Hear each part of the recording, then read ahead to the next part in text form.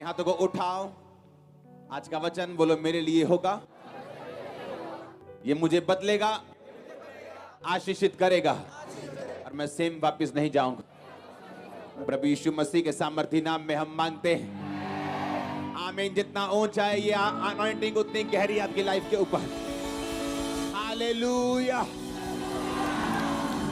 अपनी सीट ग्रहण करो, अपने हाथों को उठाओ, बाइबल उठाओ, बोलो मैं इस वचन से प्यार करता हूं।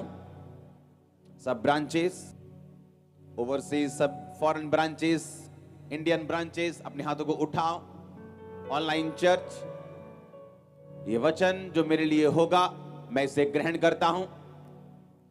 अंधकार की शक्तियां इन वचनों को चुरा ना सके। हिलाओ अपने हाथों को थैंक यू जीसस बोलते हुए।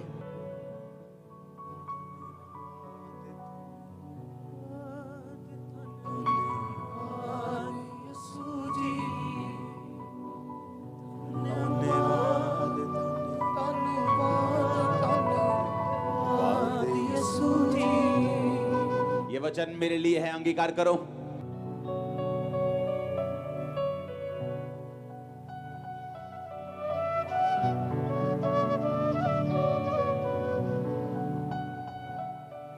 प्रभु यीशु मसीह के सामर्थी नाम में हम मांगते हैं। आज शाम हम एक ही वचन पढ़ेंगे, इसलिए मैं यहां खड़ा होकर पढ़ूंगा। दूसरा शमूएल 6 उसकी 1 से 13 आयत। फिर दाऊद ने एक और बार इज़राइल में से सब बड़े वीरों को जो 30,000 थे इकट्ठा किया। तब दाऊद और जितने लोग उसके संग थे वे सब मिलकर यहूदा के बाले नामक स्थान से चले कि परमेश्वर का वह संदूक ले आए जो करूबों पर विराजने वाले सेनाओं के यहोवा का कहलाता है।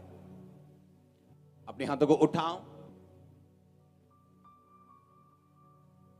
और अपने दिल में, अपनी आत्मा में मनन करो कि आज जितना वचन मैं सुनूंगा ये मेरे लिए होगा।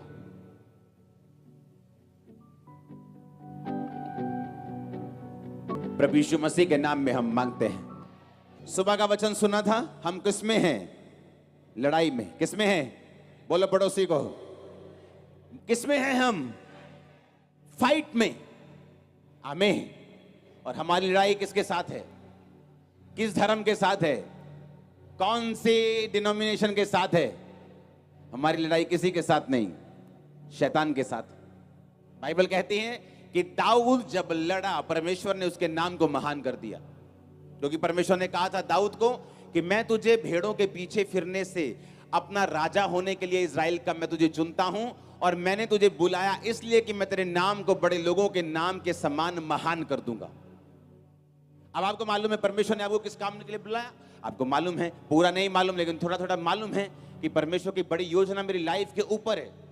वो मेरी लाइफ को ब्लेस करना चाहता है, मेरे जरिए वो मेरे परिवार को ब्लेस करना चाहता है, मेरे जरिए वो बड़े काम करना चाहता है, वो मुझे भी निराशाओं से निकालना चाहता है और मुझे इस्तेमाल भी करना चाहता है।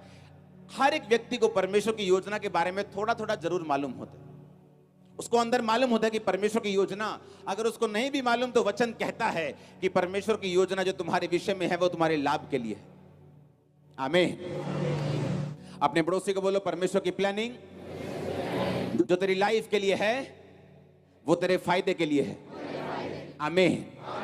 अब बाइबल कहती है दाऊद जब जब लड़ा परमेश्वर ने उसके नाम को महान किया, क्योंकि उसका वायदा था कि मैं तेरे नाम को दूसरे नाम के समान जो महान है महान कर दूंगा।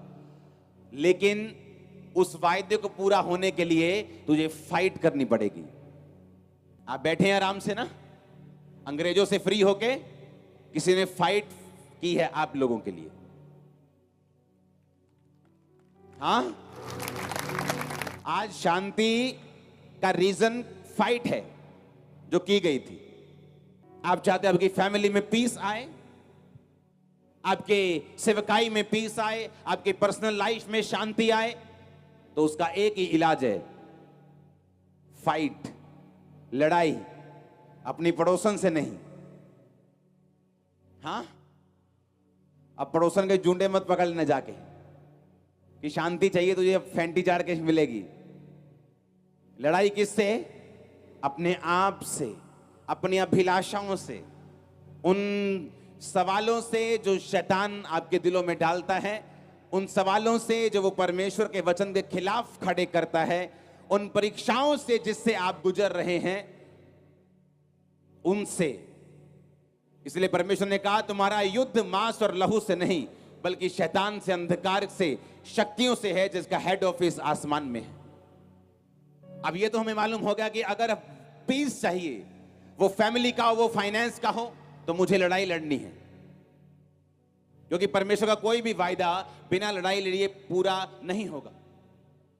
पुराने समय में जब लड़ाई इंसानों के साथ होती थी तो बाइबल कहती है वो लड़ते थे। परमेश्वर कहता था कि वो देश मैं तुम्हें देता हूं, जाओ लड़ो और जीतो। उनके झोली में ऐसे देश नहीं आता था, वो जाते थे, लड़ते थे और जीतते थे। और आज भी ऐसा ही है, परमेश्वर बदला नहीं, लेकिन आज लड़ाई हमारी देशों के साथ नहीं, इंसानों के साथ नहीं, किसी जाति के साथ नहीं, बल्कि शैतान के साथ है। और अगर हम चाहते हैं वही पीस, अगर हम चाहते हैं वही ब्लेसिंग, अगर हम चाहते हैं वही परमेश्वर की योजना, अगर हम चाहते हैं खुदावंद का वो प्लान जो मेरी लाइफ में पूरा हो, तो मुझे लड़ना पड़ेगा। आमीन। मुझे फाइट करनी पड़ेगी, मुझे एक लड़ाका बनना पड़ेगा, एक फौजी बनना पड़ेगा और मुझे लड़ना पड़ेगा। इसलिए बोलता हूं क्रिश्चियनिटी बेचारों के लिए नहीं, जो अपने आप को बेचारा समझते हैं, ये उनके लिए नहीं। आप बेचारे हो सकते हैं रियल में, पर बाइबल कहती है जो बलहीन है वो बोले मैं वीर हूं। आप वीर हैं यीशु के नाम में, आप फलवंत हैं यीशु के नाम में। सारे कष्ट, हालेलुया, ऊंची आवाज में बोलो हालेलुया। इसलिए परमेश्वर ने आपको अपने पास बुलाया है। आमीन। इसलिए उसने आपको अपने पास बुलाया है। लड़ाई का पहला असूल लिखो, अपने कॉपी अपना पेन निकालो। सुबह आपने सुना कि लड़ाई लड़नी है, उसी से ब्लेसिंग आएगी। लड़ाई नहीं होगी तो शांति नहीं होगी। पर लड़ाई शैतान के साथ है, परीक्षाओं के साथ है, पाप के साथ है, फियर के साथ है, डर के साथ है। जो परमेश्वर की योजना है, शैतान जो उसके खिलाफ चल रहा है, ये उसके साथ है। और ये बात तो समझ आ गई है कि बिना लड़ाई कोई भी आशीष, कोई भी शांति आपकी लाइफ में नहीं होगी। परमेश्वर की योजना आपकी लाइफ में पूरी नहीं होगी, क्योंकि परमेश्वर सिर्फ अपनी योजना को बताता है, आगे आपने चलना है, नहीं चलना, चलना आपकी मर्जी है, परमेश्वर आप पे छोड़ता है। तो ये अगर समझ आ गया कि मुझे लड़ाई लड़नी है क्योंकि उसी के बाद मैं ब्लेस होऊंगा, तो बच तेरा घराना बचाया जाएगा। लिखा कि नहीं लिखा? जब आप खुद बचते हैं तो क्या ये एक लड़ाई है कि नहीं? है कि नहीं? जब मैं बचा तो एक फाइट थी। ये किसकी सुनूं? रिश्तेदारों की सुनूं, माँ बाप की सुनूं, अपने शरीर की सुनूं, दिमाग की सुनूं या वचन की सुनूं? मैंने फाइट को लड़ा, आज मेरा घराना बचाया जा चुका। तो बच रहा घराना, ये उसका वायदा है। धर्मी का वंश बचाया जाएगा, लेकिन धर्मी पीछे हट जाएगा तो उसका वंश बचाया नहीं जाएगा। अब धर्मी को फाइट करनी पड़ेगी उस वचन के लिए जो बाइबल में उसके लिए लिखा है। आमीन। एक औरत जिसके संतान नहीं, अगर उसको वचन नहीं मालूम कि वचन में लिखा है कि धर्मी का वंश बचाया जाएगा, धर्मी का वंश पृथ्वी के ऊपर पराक्रमी होगा, अगर उसे ये वचन समझ आ जाए, वो घुटनों पे बैठ जाए और रोज परमेश्वर से मुकदमा लड़े कि परमेश्वर तेरे वचन में लिखा है कि धर्मी का वंश बचाया जाएगा, धर्मी का वंश पराक्रमी होगा, मेरा वंश कहां है? आपके हाथ में होगा वंश। लेकिन आपने लड़ाई नहीं लड़ी, ना तो शैतान से लड़ी, ना तो शरीर से लड़ी, ना अभिलाषाओं से लड़ी, ना प्रार्थना में लड़ी। बाइबल कहती है याकूब प्रार्थना में प्रभु से लड़ा और प्रभु से जीत गया। हम प्रभु से इमोशनल होके नहीं लड़ सकते। पहला रूल लड़ाई का, तुम इमोशनल होके नहीं लड़ सकते। लिखो क्या है ये पहला? बाइबल कहती है अगर तुम रूल के मुताबिक ना लड़ो तो तुम जीतोगे नहीं। WWE देखिए, उसके रूल अलग हैं। आप सिर पर रॉड नहीं मार सकते, दाएं जो वहीं लगाने हैं, बस मुक्का भी सीधा नहीं मारते। मालूम, UFC में एक मुक्का पड़ता है, आंख लाल हो जाती। WWE में 10 मुक्के भी पड़े, मुंह ऐसे का ऐसे जैसे फेशियल करा के गए होते हैं, कोई फर्क नहीं पड़ता, क्योंकि रूल है कि मुक्का ऐसे मारना है, लगे ना ताकि फेस पे। UFC में मुक्का बजता है तो पूरा आंख लाल हो जाता है। हर लड़ाई का रूल क्या है? अलग अलग है। और बाइबल कहती है कि यदि तुम रूल के अनुसार नहीं लड़ोगे तो जीतोगे नहीं। आमीन। अब यह मालूम हो गया कि लड़ना जरूरी है। मुझे शरीर के साथ लड़ना है, क्योंकि जिस समय मैं प्रार्थना करने लगूंगा मुझे फेसबुक याद आएगा। हाँ, उसने क्या कमेंट किया होगा, यार देखो तो सही लाइक कितने बजे। ये एक फाइट है कि अब मैं फेसबुक पे जाऊंगा या मैं प्रार्थना की ओर जाऊंगा। चलो कल रोजा रखते। जैसे ही कल सुबह रोजा रखा, मम्मी ने 3-4 फेवरेट डिशेस बना के सामने रख देनी। अब ये फाइट है कि आज रखने के कल। सामने पड़ोसन खड़ी है, गुस्सा तो बहुत चढ़ रहा है कि मुंह पे मुक्का मारे, पर अपने आप को कंट्रोल किया। ये क्या है? एक फाइट है। शरीर पर काबू करना, ब्लू फिल्म को ना देखना, क्या है? एक फाइट है। निराशा में भी परमेश्वर के साथ खड़े रहना। कहीं भूल भुले के पार्टी में चले भी गए तो दारू को हाथ ना लगाना, क्या है? एक फाइट है। तुम अपनी फाइट करो, परमेश्वर तुम्हारे साथ खड़ा होगा। आमीन। ये फाइट है। पहला रूल फाइट का, तुम इमोशनल होकर फाइट नहीं लड़ सकते। तुम्हें रूल्स के साथ लड़ना होगा। तुम्हें रूल्स के साथ लड़ना होगा। आमीन। दूसरा शमूएल 6 उसकी 1 से 13 आयत। मैं 2 पढ़ चुका हूं, 3 पढ़ूंगा। फिर उन्होंने परमेश्वर का संदूक एक नई गाड़ी पर चढ़ाकर टीले पे रहने वाले अबीनादाब के घर से निकाला, और अबीनादाब के उज्जा और अहो नामक 2 पुत्र उस नई गाड़ी को हाँकने लगे। उन्होंने उसको परमेश्वर के संदूक समेत टीले पर रहने वाले अबीनादाब के घर से बाहर निकाला, और अहिया संदूक के आगे आगे चला। सब बोलो आमीन। दाऊद और इज़राइल का समस्त घराना यहोवा के आगे सनोवर की लकड़ी के बने हुए सब प्रकार के बाजे, वीणा, सरंगियां, डफ, डमरू और झांझ बजाते रहे। जब वो नाकाने के खलिहान तक आए, तब उज्जा ने अपना हाथ परमेश्वर के संदूक की ओर बढ़ाकर उसे थामा, क्योंकि बैलों ने ठोकर खाई। ऐसे बैल लेके जा रहे थे आराम से, बैलों ने ठोकर खाई, कुछ पत्थर वत्थर लग गया, गाड़ी हिल गई और परमेश्वर का संदूक गिरने लगा। तो जो 2 बेटे अबीनादाब के संभाले हुए थे, एक ने ऐसे हाथ किया और परमेश्वर का वाचा का संदूक गिरने से बचाया और उसको वापस ऊपर रखा। लेकिन उसका अंजाम क्या हुआ देखो। तब यहोवा का कोप उज्जा पर भड़का, और परमेश्वर ने उसके दोष के कारण उसको ऐसा मारा कि वो परमेश्वर के संदूक के पास मर गया। अब आप बोलोगे उसने तो परमेश्वर की मदद की, कि परमेश्वर का संदूक धरती पर ना गिर जाए, उसने अपना हाथ बढ़ाकर उसे क्या किया? थाम लिया। लेकिन परमेश्वर ने उसको मारा और लिखा वो वहीं मर गया। दाऊद देखकर डर गया, कहता है इसने तो अच्छा काम किया, पर मर कैसे गया? बाइबल कहती है दाऊद ने वो वाचा का संदूक वहीं छोड़ दिया, अपने घर नहीं, वहां नहीं लेके गया। और जानते उसने कहां छोड़ा उसको? इसलिए दाऊद ने यहोवा के संदूक को 10 आयत में अपने यहां दाऊदपुर में पहुंचाना ना चाहा, परंतु गतवासी ओबेदेदोम के यहां पहुंचाया। दाऊद डर गया, इतना डर गया, कहता मैं वाचा का संदूक नहीं लेके जाऊंगा, इसे यहीं कहीं छोड़ दो। तो उसने कहा, उसने ओबेदेदोम के घर में उसे पहुंचा दिया। यहोवा का संदूक उसके घर में 3 महीने रहा, और बाइबल कहती है यहोवा ने ओबेदेदोम और उसके समस्त घराने को आशीष दे दी।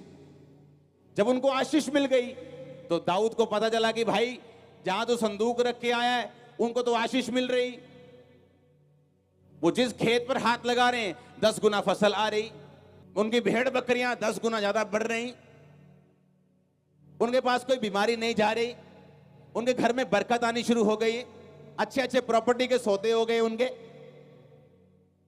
लोग सस्ते दाम में उनको बेच के चले गए। अरे उनको बहुत आशीष मिली। दाऊद कहता है आशीष मिली, चलो लेके आता हूं वापिस संदूक। फिर दाऊद ने गलती ढूंढी कि गलती कहां हुई। फिर दाऊद को बताया गया कि गलती ये थी कि ये रूल है कि जब परमेश्वर के वचन का जो संदूक है उसे निकालोगे तो कोई भी गाड़ी पर रखकर उसे नहीं लाओगे, याजक उठाकर उसको लेके आएंगे और कोई बंदा उसे टच नहीं करेगा। पर दाऊद क्या हुआ? इमोशनल हो गया कि नहीं, परमेश्वर का संदूक है, फ्रेश गाड़ी लेके जाएंगे। आज के जमाने में बोलो नहीं नहीं, परमेश्वर का संदूक रॉयल्स रॉयस में लेके आएंगे, मर्सिडीज में लेके आएंगे, फेरारी में लेके आएंगे। लैम्बोर्गिनी में लेके आएंगे, बेस्ट गाड़ी में परमेश्वर का संदूक लेके आएंगे। लेकिन परमेश्वर ने क्या कहा? तुम मेरा संदूक याजकों से उठवाना और कोई बंदा उनको हाथ ना लगाए, नहीं तो वो मर जाएगा, पहले से बताया गया था। इसलिए इमोशनल लोग जो हैं कई बार परमेश्वर की सेवा नहीं कर पाते। यीशु मसीह जब 12 साल के थे तो जब पर्व हुआ तो यरूशलेम में सब गए, उनके माता पिता सब रिश्तेदार गए, और जब पर्व वापस हुआ सब वापस निकल गए। बड़े बड़े परिवार 100-100, 200, 300 लोगों के होते थे। माता पिता ने सोचा यीशु मसीह बीच में ही है। जब आगे निकल गए तो ढूंढा, यीशु कहाँ है, यीशु कहाँ है, मालूम चला तो है ही नहीं। वापस गए यरूशलेम, 3 दिन ढूंढते रहे यीशु मसीह को। 3 दिन के बाद यीशु मसीह जब परमेश्वर के भवन में मिले तो वो शास्त्रियों के साथ, बड़े बड़े विद्वानों के साथ वो क्वेश्चन आंसर कर रहे थे। तो माता पिता ने कहा, ए यीशु, तू नहीं जानता हम कुड़ते हुए तुझे ढूंढते, हम कुड़ चुके हैं, हम हाँ समझ रहे हैं आपके नहीं। तो यीशु मसीह इमोशनल नहीं हुए। ओ मम्मी, यीशु मसीह ने कहा, क्या तुम नहीं जानते कि मुझे अपने पिता के घर में होना जरूरी है? यीशु मसीह वचन सुना रहे हैं, वचन सुनाते सुनाते भागते भागते लोग आए। यीशु मसीह तेरे मम्मी आए बाहर, तेरे भाई आए बाहर। यीशु मसीह ने कहा, मेरे माँ बाप भी यही हैं जो मेरे वचन को सुनते और मानते हैं। इसका मतलब यह नहीं कि यीशु मसीह के अंदर इमोशन नहीं थे, थे इमोशन। जब वो लाजर की कब्र पे गया, बाइबल कहती है वो रोया। जब वो लोगों को देखता था तो यीशु मसीह ऐसा लिखते हैं कि वो ऐसे लोगों को देखता था जैसे व्याकुल भेड़े हों, और लिखा वो तरस के साथ लोगों को छूता था, तरस के साथ लोगों को ब्लेस करता था, तरस के साथ आंखों को छूता था और आंखें आती थी लोगों की। वो इमोशन से भरा हुआ था। लेकिन इमोशंस अलग चीज हैं और इमोशनल फूल होना अलग चीज है। लड़ाई का पहला नियम, आप इमोशनल फूल नहीं हो सकते क्रिश्चियनिटी में अगर आपको लड़ना है और जीतना है तो। सेवकाई की शुरुआत में, सेवकाई के बीच में ऐसे इमोशनल फूल थे जो मेरे साथ सेवा करते थे, लेकिन इमोशनल थे। इमोशंस परमेश्वर वाले नहीं, संसारिक इमोशनल। और परमेश्वर ने उनको जब तक नहीं निकाला, मेरी लाइफ में चैन नहीं आया। आज हम पीस में हैं, क्यों? क्योंकि ये परमेश्वर का प्लान है आपकी लाइफ में। इमोशंस होना और इमोशनल होना, ये दोनों अलग अलग चीजें हैं। यीशु मसीह के पास आया, यीशु मसीह ने कहा, पतरस चलो, मुझे तीसरे दिन ऐसा ऐसे होगा, तीसरे दिन मैं उठाया जाऊंगा, जी उठूंगा, मुझे क्रूस पे चढ़ाएंगे, दुख देंगे। पतरस साइड पर जाके बोला, ए प्रभु इधर आ, तू, तेरे साथ कभी ऐसा ना हो, दोबारा नहीं गल कही मैनू, तू कभी, तेरे साथ कुछ नहीं होगा। यीशु मसीह ने कहा, शैतान मेरे सामने से दूर हो जा, तू मेरे लिए ठोकर का कारण है, क्योंकि तू मुझे इमोशनल करने की कोशिश कर रहा है जहां मुझे नहीं होना चाहिए। तेरा यार नहीं, मेरा यार, कल नहीं जाना आप चर्च, पक्का दोस्त है ना मेरा, तू कल आप घूमन जाना। ये दोस्ती नहीं, दोस्त के पीछे कौन बोल रहे हैं? पर आपको समझना है कौन सी बात कहां से निकल रही। हर एक चीज को परमेश्वर के वचन की रोशनी में जांचना है। इसीलिए सब लोग नहीं जीत पाते क्रिश्चियनिटी में, क्योंकि उनको लड़ना नहीं आता। बाइबल कहती है, अब दाऊद जब संदूक को लेके आया तो बलियां करता हुआ, याजक को उनके कंधे पे चढ़ाता हुआ, और rightly, accurately, according to the word of God वो उन्हें लेके आया, और कुछ भी नहीं हुआ, बल्कि दाऊद आशीषित हुआ। आमीन। लोग सेवा करते हैं इमोशनली, इमोशन से भर के, और मार खाते हैं। आपको इमोशनल नहीं होना, आपको स्पिरिचुअल होना है। आमीन। और स्पिरिट के हिसाब से चलना है, ना कि इमोशंस के हिसाब से, क्योंकि फाइट में आप इमोशनल नहीं हो सकते। इमोशनल आदमी रूल्स को तोड़ता है, आप फाइट में इमोशनल नहीं हो सकते। इसलिए परमेश्वर ने कहा, अगर लड़ने वाला विधि के अनुसार ना लड़े तो मुकुट नहीं पाता। वो मुकुट जो मैंने तुम्हारे लिए रखा हुआ, वो इनाम जो रखा हुआ धरती पर भी, स्वर्ग में भी, दोनों इनाम रखे हुए हैं आप लोगों के लिए। आज मेरी ब्लेसिंग मेरे लिए एक इनाम है जो हर तरफ से परमेश्वर ने मुझे दी है। इस धरती का वो मुकुट है, और आसमान में भी मुझे मालूम है, अगर धरती में मुझे मुकुट दे सकता है तो आसमान में रखा हुआ है मेरे लिए। अनंत जीवन यहां से शुरू होता है, अनंत जीवन ऊपर शुरू नहीं होता। अनंत जीवन अब से शुरू होता है। जिस दिन से आप यीशु मसीह को अपना उद्धारकर्ता ग्रहण करके बपतिस्मा लेते हैं, उस दिन से अनंत जीवन शुरू होता है। उस दिन से लाइफ को जो जीसस क्राइस्ट की है आप अपनी जिंदगी में महसूस करना शुरू करते हैं। वो परिवार जो मरा हुआ है वो जागना शुरू होता है। वो रिश्ते जो मरे हुए हैं वो जागने शुरू होते हैं। वो चीजें जो टूट चुकी हैं कर्ज के कारण वो जागनी शुरू होती हैं। आप लाइफ को महसूस करते हैं पहले दिन से अपनी लाइफ में। हालेलुया, ऊंचा होना चाहिए हालेलुया, आमीन। अपने पड़ोसी को बोलो, इमोशनल होके नहीं लड़ना, स्पिरिचुअल होके लड़ना है। आमीन। अब इमोशनल होके नहीं लड़ सकते। शाऊल इमोशनल हो गया, यार छोड़ो, क्या मारना है इन लोगों को, ए छोटे बच्चे। परमेश्वर ने कहा अम्मोनियों को खत्म कर दे, दूध पीता बच्चा तक। भेड़ बकरियां कुछ अच्छी अच्छी छोड़ दी, कुछ लोग छोड़ दिए, भगा दिए, और वही अम्मोनी उसके कत्ल का कारण बने। पता है कि नहीं पता? तुम परमेश्वर से अधिक समझदार नहीं हो सकते, तुम परमेश्वर से अधिक धर्मी नहीं हो सकते। अगर वो तुम्हें कह रहा है कि आंख निकाल दे, अगर ये आंख तेरे नरक में जाने का कारण है, तो इसका मतलब परमेश्वर आपको सही कह रहा है। उसे आने वाला समय मालूम है, वो फ्यूचर को देख सकता है। उसे मालूम है आने वाले समय में कौन सी शैतान कौन सी मुसीबत को लेकर आपके सामने खड़ा है, उसे मालूम है। कैसे आपको बचाना है परमेश्वर को मालूम है। आपको सिर्फ फॉलो करना है, एक बच्चे की तरह उसका पीछा करना है। इसलिए यीशु मसीह ने कहा, जब तक तुम बच्चों की तरह मेरे राज्य में प्रवेश नहीं करोगे, नहीं करने पाओगे। बच्चे क्वेश्चन नहीं पूछते माता पिता से कि मम्मी आप कल बिल कैसे दोगे, हम एसी तो चला रहे हैं, कल आप खाना कैसे खिलाओगे, आप खिला पाओगे हमें खाना? कोई क्वेश्चन नहीं। यीशु मसीह ने कहा बच्चों की तरह मेरे राज्य में प्रवेश करना, कोई क्वेश्चन नहीं, भरोसा रखना। आमीन। जब बाप बच्चे को उठाता और खिलाता है, ऊपर फेंकता है, तो बच्चा रोता नहीं, हंसता है, उसे मालूम है बाप पकड़ लेगा। लेकिन जब यीशु मसीह आपको फेंकता है, बोलते हो तेरी तो है भी है प्रभु के नहीं। हाँ, जब वो आपकी परीक्षा लेते हैं हल्की सी, आप सवाल उठाते हो, आप शक करने लगते हो, आप खुद अपना बैलेंस बनाने की कोशिश करते हो। नहीं बनाना, बोलो बैलेंस। जीसस को बनाने देना है, उसे पकड़ने देना है। सुपर बैलेंस होगी आपकी लाइफ। आमीन, ऊंचा चाहिए। मैंने कहा सुपर बैलेंस होगी आपकी लाइफ, सुपर बैलेंस होगा आपका फाइनेंस, सुपर बैलेंस होगा आपकी सेहत। आमीन, ऊंचा आशीष तुम्हारी है चर्च। Hallelujah, hallelujah. ये परमेश्वर का प्लान है आपकी लाइफ में। आमीन। आपको फाइट करनी है, पर इमोशनल होके नहीं। वो इमोशन किसी के बीच से भी आ सकते हैं। आपके सबसे करीबी लोग, आपकी मां हो सकती है, बाप हो सकता है, भाई हो सकता है, वाइफ हो सकती है, हस्बैंड हो सकता है, आपकी बेटी हो सकती है। ये पापा छोड़ो ना, चर्च में आज मत जाओ, देखो तो मम्मी रो रही है, घर में कलेश पड़ा हुआ है, आप क्यों नहीं समझते? परिवार सबसे ऊपर है। और वही परिवार जब कल को शैतान छीन लेते हैं, आदमी सोचता है यार अच्छा होता कि परमेश्वर में जलता, मैं भी बचता, इनको भी बचाता। क्योंकि शैतान जिनको यूज कर रहा है उन्हीं की लाइफ में कल को वो काम करेगा। मेरे ऐसे लोग जिनको उनके घर वालों ने अलग कर दिया कि अगर तू गया तो तुझको ये नहीं देंगे, प्रॉपर्टी नहीं देंगे, शादी नहीं कराएंगे, ले गए वापिस, खुद दोनों मर गए, दोनों पेरेंट्स, हस्बैंड वाइफ, क्योंकि शैतान ने उनको यूज किया। और सबसे बुरी बात कि जिसको स्टैंड लेना चाहिए, जिसको फाइट करनी चाहिए थी, उसने फाइट नहीं की।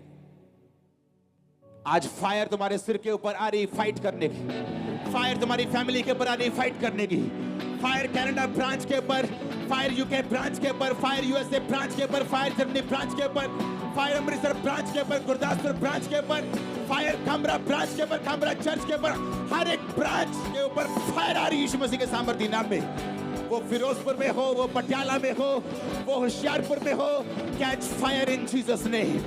वो बिहार में हो, बरनाला में हो, catch fire in Jesus name. वो बंगाल में हो, catch fire in Jesus name. वो ऑनलाइन हो, catch fire in Jesus name. आमीन हो जाए, बरकत तुम्हारी है चर्च। मैंने कहा आमीन हो जाए, बरकत तुम्हारी है चर्च।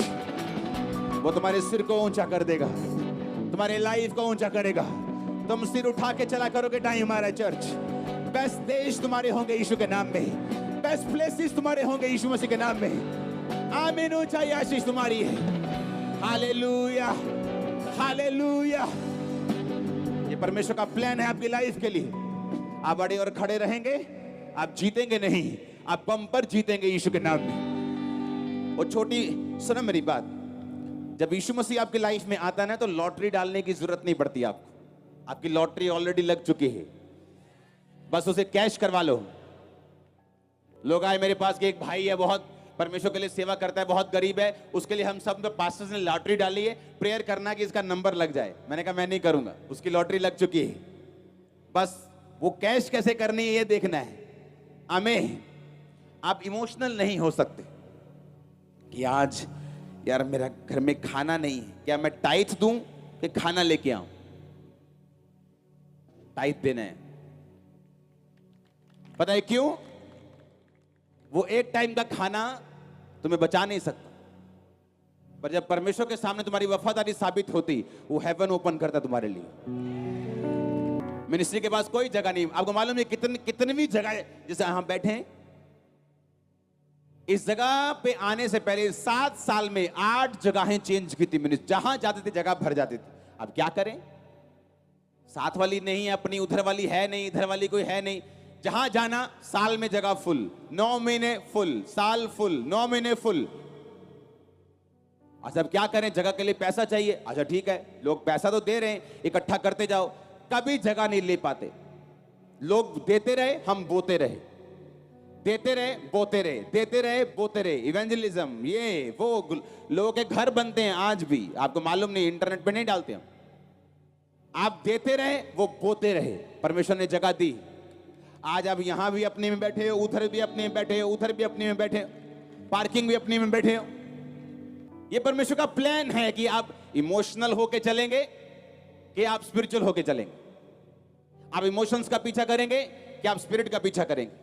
आप वो देखेंगे जो बाइबल कहती है, या वो देखेंगे जो माहौल, जो सर्कमस्टेंसेस, जो आज की कंडीशन कहती है कि उसको फॉलो करेंगे। फिर तो आप नॉर्मल लोगों की तरह हैं, वो भी अपनी नॉर्मल कंडीशंस को देखते हैं कि अच्छा है आज पैसा है तो बोते हैं, नहीं है तो रखते हैं, अच्छा लग रहा है तो प्रार्थना करते हैं, बुरा लग रहा है तो दारू पीते हैं। ऐसा नहीं होगा, ये फाइट नहीं। ये तो माहौल के हिसाब से वो थाली का बैंगन है, जिधर थाली भारी उधर उधर घुस गए। वो लोग होते हैं ना, जिधर देखते हैं कि पासा भारा है, उधर के हो जाते हैं। जो 4 बंदे इधर खड़े, नहीं नहीं भाजी सही गल है ताड़ी। जो 5 इधर आ गए, नहीं नहीं इन्ना भी ठीक है भाजी, ताड़ी गल ज्यादा वधिया। पता है कि ये 5 हो गए, इधर से मार पड़ेगी, इधर इधर हो जाओ। ऐसा नहीं होना है। अकेले खड़े रहो, तुम भीड़ होंगे। मैं सच कह रहा हूं, अकेले खड़े रहो। तुम्हारे रिश्तेदार, तुम्हारे लोग, तुम्हारा परिवार बाइबल के वर्ड के मुताबिक, यहोवा के वचन के मुताबिक उनको तुम्हारे पीछे आना पड़ेगा। बाइबल कहती है आना पड़ेगा। कंडीशन नहीं है, कोई रास्ता नहीं है। अगर आप खड़े रहे, उनको आना पड़ेगा। कोई रास्ता नहीं, कोई तू मैं, कोई कंडीशन नहीं। अगर ऐसा हुआ तो ऐसा होगा, कोई कंडीशन नहीं। तू बच, तेरा घराना बचाया जाएगा। That's it। आज ना तो लोग शैतान से लड़ते, ना तो लोग अपनी अभिलाषाओं से लड़ते। हम तब तक पवित्रताई में हैं जब तक किसी सुंदर लड़के ने प्रपोज नहीं मारा। जिस दिन प्रपोज आ गया, पवित्रताई खत्म। ना तो शैतान से लड़े, ना शरीर से लड़े, और ना परमेश्वर से लड़े। एक है प्रभु से लड़ना कि जा मेरी कमेटी ना निकली आज की, मैं नहीं आना चर्च। एक है मूर्खता से लड़ना, और एक है कि प्रभु तेरे वचन में लिखा है धर्मी का वंश बचाया जाए। रोज सुबह, रोज दोपहर, रोज शाम, रोज रात परमेश्वर को सिर दर्द कर दो। समझ रहे हैं आप? परमेश्वर ने कहा, जब एक व्यक्ति का सिर दर्द हुआ कि ये विधवा रोज आती है मुझे सताने, कि मैं ना तो प्रभु से डरता हूं, ना किसी की परवाह करता हूं, ये मेरे नाक में दम कर दे। यीशु मसीह ने कहा, देखो एक इंसान क्या सोचता है, अगर तुम मेरे नाक में दम करो, हालेलुया, तो मैं तुम्हारा न्याय क्यों ना चुकाऊंगा? पर तुम प्रभु से भी नहीं लड़े, तुम शैतान से भी नहीं लड़े, तुम शरीर से भी नहीं लड़े। याकूब लड़ा, बाइबल कहती परमेश्वर से लड़ा। उसने दूत को बोला, मैं तुझे जाने नहीं दूंगा जब तक तुम मुझे ब्लेस नहीं, मैं तुझे जाने नहीं दूंगा। कभी 40 फास्टिंग की है, कभी 40 रोजे रखे हैं, कभी नाइट प्रेयर की है, कभी चैलेंजिंग गिविंग की है? नो, कभी फाइट नहीं की। फाइनेंशियल हालत सुधरी नहीं, वो कब से ऐसी है? क्योंकि हमारा बोना कभी हुआ ही नहीं। हमने कभी सैक्रिफिशियल बीज बोया नहीं, हमने ऐसा कभी बीज बोया नहीं जो हमको हिलाए, कभी ऐसी प्रेयर की नहीं जो परमेश्वर को हिलाए। वो टीम बैठी उधर, उनको मालूम है, जब मैं रूम में एंटर करता था उनको मालूम था अब 6 घंटे हमको ये उठने नहीं देगा प्रेयर में। उस साहब ने भी इशारे, तू निकल और ये मालूम था कि अब आ गए, बस 6 घंटे गए। 6 घंटे प्रेयर रोज, एवरी डे। क्यों? चैलेंज था लाइफ में, चुनौती थी। आगे सब कुछ लोगों के तो आगे पीछे खुआ खाई होती, इधर सब तरफ खुआ खाई थी। क्या करें? कोई रास्ता नहीं सिवाय परमेश्वर के। एवरी डे प्रेयर, रोज बिन नागा। और जब मेरी लाइफ में ब्रेक थ्रू होने वाला था, 8 घंटे एवरी डे, 9 घंटे रोज फास्टिंग इतनी की पेट में दर्द होने लग गए। लेकिन हमने कुछ किया ही नहीं। प्रेयर हमारी 15 मिनट, टाइट हमने बोया नहीं। फास्टिंग हम बहुत कम करते हैं, जिस दिन करते हैं मम्मी आलू वाली परोठियां बना देंदी, की करिए। हाँ, बाइबल पढ़ते तो हमें फेसबुक की याद आ जाती, फिर देखते कमेंट क्या किया किसी ने। ये सारे शैतान के चक्कर हैं, जिस दिन निकल जाएंगे उस दिन आशीषित होंगे। फाइट करनी होगी, उसके आगे है आपकी बरकत। यीशु मसीह ने कहा, वो देखो अधर्मी अन्यायी क्या कहता है कि मेरे नाक में दम ना करे। तो यीशु मसीह का इनडायरेक्ट कहने का मतलब क्या था? कि मेरे नाक में क्या कर दो? दम कर दो। रोज आओ मेरे पास, सुबह शाम दोपहर, तीनों टाइम मेरे पास आओ, मेरे नाक में दम कर दो, मुझे देना पड़े तुम्हें। तुम समझे नहीं परमेश्वर को। तुम लड़े तो इमोशनल होके कि जा नहीं की तरह मैं भी दारू पी लेनी हूं। ये गंदी लड़ाई है। और आप दारू पी लो, आप नाली का पानी पी लो, उसको कोई फर्क नहीं पड़ता। मैं आपको सच कह रहा हूं। आप रियल फाइट करेंगे, उसके नाक में दम करेंगे, रियल फाइट से। उसको मालूम है कि ये कहीं नहीं जाने वाला, ये बैकस्लाइड नहीं होने वाला, ये शराब नहीं पीने वाला, ये गिरने वाला नहीं, ये रोज आएगा, मुझे देना होगा। हालेलुया।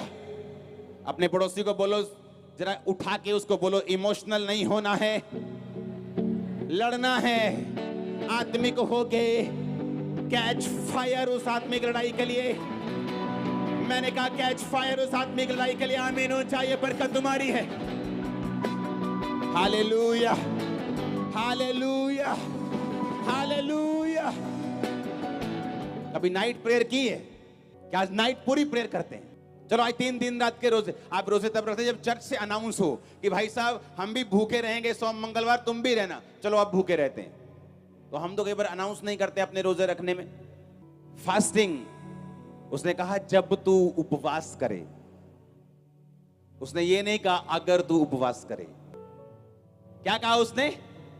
जब तू। उसका मतलब उपवास करना जरूरी है। तुम्हें शुगर है तब भी जरूरी है। टाइम ऊपर नीचे कर लो, अपने हिसाब से कर लो, लेकिन कुछ जरूर करो।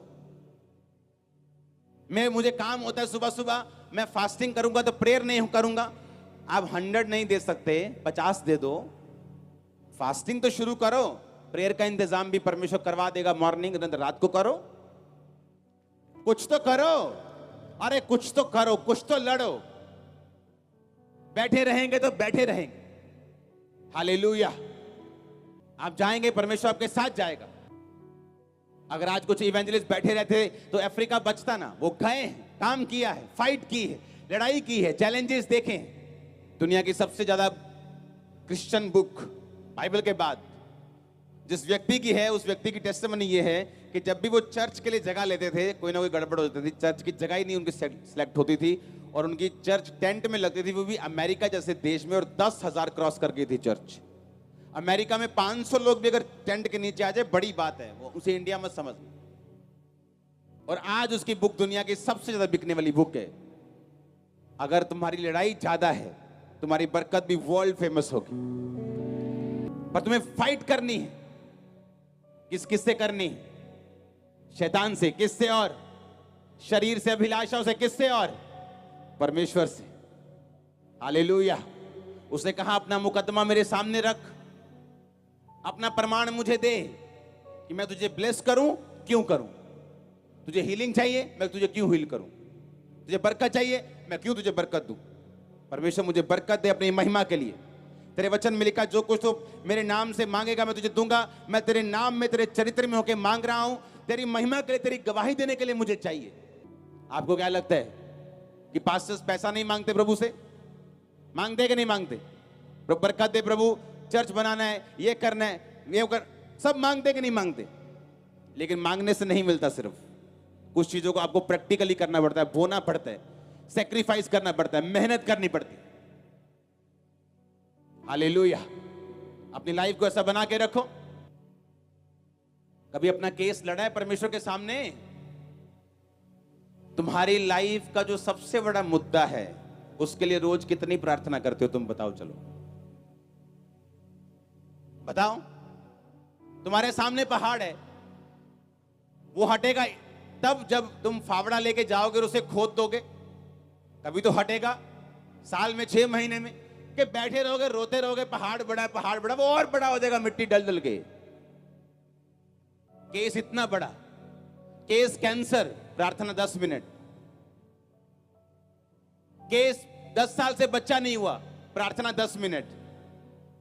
केस है कि बाप दादाओं से गरीबी का श्राप फॉलो कर रहा है, प्रेयर 3 मिनट। हंसी नहीं आती तुमको? आती कि नहीं?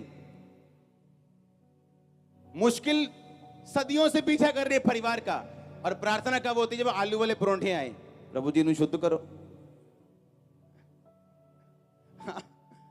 या सुबह सुबह वाली है, हमारे बाप तू जो आसमान में है। बाप कहता है हाँ मुझे पता है मैं आसमान में हूं, तू धरती पे अच्छी तरह से चल। हालेलुया। केस इतना बड़ा, प्रेयर इतनी सी। लेनी मर्सिडीज है, हाथ में चिल्लर है, वो तो साइकिल भी नहीं आएगा। हमें बुद्धि से भी चलना है और आत्मा से भी चलना है। हमें फाइट करनी है, इनफ फाइट करनी है कि आपके जवाब आपको मिल सके, आप एक अच्छी एग्जाम्पल बन सकें, परमेश्वर के नाम में बड़ी गवाही के साथ वापस आ सकें। यह परमेश्वर का प्लान है आप लोगों के लिए। इसलिए मैंने कहा कितनी फाइट है आपकी। परमेश्वर के सामने कब गए आप? लास्ट टाइम कब आपने सीरियसली प्रार्थना की कि परमेश्वर तेरे वचन में लिखा है, ये लिखा है, ये लिखा है, ये लिखा है, ये लिखा है। मेरी फर्स्ट बाइबल, अगर आप उस बाइबल को खोलेंगे तो पन्ने काले हो चुके हैं। पता है क्यों? जब कोई वचन मुझे छूता था, मुझे लगता था कि इम्पॉसिबल है, ये वचन कभी पूरा नहीं हो सकता मेरी लाइफ में। पर वचन कहता है, वचन परमेश्वर कहता है कि पूरा होगा। मुझे रोना आता था और मेरे सिर पे अनॉइंटिंग ऑयल लगा होता था और बाइबल पे ऐसे सिर रख के मैं घंटों रोता था, इसलिए वो बाइबल के वो पन्ने काले हो गए थे, उस पे ऑयल लग लग के। आज जिन काले पन्नों को आप मेरी बाइबल में देखेंगे वो सारे पूरे हो चुके हैं। पर फाइट थी, लड़ाई थी कि ऐसा हो सकता है। परमेश्वर कहता है मुझे नहीं मालूम कैसे होगा, परमेश्वर कर सकता है। हालेलुया। वो 1 साल नहीं चली, 2 साल नहीं चली, 10 साल चली, 15 साल, 12 साल चली। अपने पड़ोसी को बोलो, बोलो लड़ो। अपने पड़ोसी को बोलो, बोलो जीतो। Hallelujah, hallelujah. जैसे तुम प्रोग्राम बनाते हो ना घूमने का हिमाचल में, हाँ ऐसे प्रोग्राम बनाओ तो प्रार्थना करने का। चलो 2 दिन प्रेयर करके आते हैं, चलो 1 दिन प्रार्थना करके आते हैं। वो कल्चर खत्म हो गया प्रेयर का। प्रेयर मतलब घर में गए, आधा घंटा इधर उधर की बातें की, हो गई प्रेयर। अरे 15-20 मिनट, आधा घंटा तो फोन, काम, टीवी दिमाग से नहीं निकलता। आज सारा दिन क्या किया, किसने क्या बोला, आधा घंटा तो दिमाग से नहीं निकलता। मैं सच कह रहा हूं कि नहीं? उसके बाद तो इंजन गर्म होता है, उसके बाद तो प्रार्थना शुरू होती, तब तुम्हारा आमीन हो जाता है और तुम कहते हो परमेश्वर मेरा केस हल कर। तुम लड़े नहीं, इसलिए परमेश्वर मुझे बाइबल स्टडी देने के लिए बोला आपको। फाइट करनी है, फाइट के रूल मैं आपको सिखाऊंगा। आप लड़ेंगे और जीतेंगे, आप लड़ेंगे और जीतेंगे। आपको जो चाहिए आपके दिमाग में रखने से आपको नहीं मिलेगा, उसे शब्दों पर ले आके मॉर्निंग, नून में, आफ्टरनून में और शाम में, रात में आपको प्रभु को बोलना पड़ेगा। हाँ, बोलेंगे तभी जब पवित्रताई में होंगे, और ये बोलने के चक्कर में हम पवित्रताई में रहेंगे। और जब बोलने के चक्कर में पवित्रताई में रहेंगे, जब 3-3 बार प्रभु को एक बात बताते जाएंगे, कहता मेरे नाक में क्या करो, उसने आप कहा, हमने थोड़ी कहा है। उसने कहा, वो कहती कि विधवा को सुन के वो बोलता है पापी बंदा कि मेरे नाक में दम। परमेश्वर को तब सोचो ये क्या बोल रहे, मैं अपने चुने हुओं का न्याय क्यों नहीं चुकाऊंगा, पर जो दिन और रात मेरे नाम की दुहाई देते। कंडीशन है, पर हम तो दिन रात को दुहाई देते नहीं। हमारी दुहाई तो वीरवार और संडे को होती है कि नहीं होती, कि वीरवार दुहाई देने जाना है और फिर संडे दुहाई देने जाना है, और कभी कभी फिर संडे शाम को भी देने जाना है। ये आए तो हुए ही हैं, चलो फिर शाम को भी दुहाई देते चलते हैं। उसके बाद सोमवार, मंगलवार, बुधवार कुछ नहीं। उसने कहा तू लड़ेगा, मैं तेरे नाम को ग्रेट कर दूंगा। तू फाइट करेगा, मैं तेरे नाम को महान कर दूंगा। तू फाइट करेगा, जो तुझे चाहिए मैं तुझे दूंगा। जो मेरा वायदा है तेरी लाइफ में पूरा होगा। मेरी योजना तेरे बच्चों की लाइफ में, तेरे फाइनेंशियल लाइफ में पूरी होगी। वो तेरी फिजिकल लाइफ में, स्पिरिचुअल लाइफ में पूरी होगी। वो तेरी मिनिस्ट्री में पूरी होगी। आमीन। ऊंचा ये बरकत तुम्हारी है चर्च। Hallelujah, hallelujah. शैतान के साथ कोई कॉम्प्रोमाइज नहीं करना, किसी भी तरह का कोई कॉम्प्रोमाइज नहीं करना, किसी भी तरह का कोई भी पाप का, किसी भी एंगल का, किसी भी सेकंड का, किसी भी इंच का कोई कॉम्प्रोमाइज नहीं। उसको जूती दिखा के ही रखनी, उसको भगा के ही रखना है, उसकी बात को काट के रखना है, कोई कॉम्प्रोमाइज नहीं। वो फायर आपके अंदर आ चुकी है आज। मैंने कहा वो फायर आपके अंदर आ चुकी है।